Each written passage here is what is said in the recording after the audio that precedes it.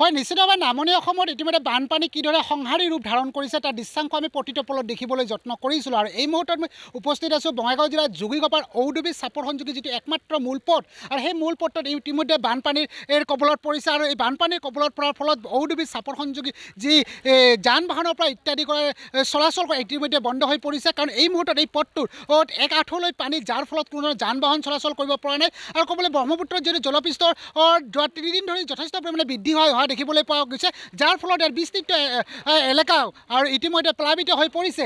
আৰু মোৰ সৈতে যিহেতু ইয়াত কেইবাজনো স্থানীয় লোক আছে, মই স্থানীয় লোকসকলৰ পৰা কিছু কথা জানিবৰ কাৰণে যত্ন কৰিম। ইতিমধ্যে আপোনালোকৰ যিটো মূল পথ ঔডুবি চাপৰ সংযোগী যিটো মূল পথ ইতিমধ্যে পানীৰ কবলত পৰিছে, বানপানীৰ সম্পূৰ্ণভাৱে জলমগ্ন হৈ পৰিছে, কি ক'ব আপুনি?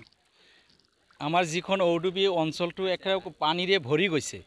যিখন আছে কোনো এখন ঠাই নাই, ওখ ঠাই নাই যে গৰু বাছুৰ বা কিবা চৰাই চিৰিকীয়া যে কিবা এটা আহাৰ কৰিব, সেইখিনি ঠাইও নাই।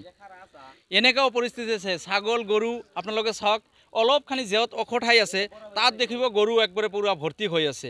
মানুহৰ ঘৰে ঘৰে পানী উঠিছে, মানুহৰ ঘৰ ডুবিছে।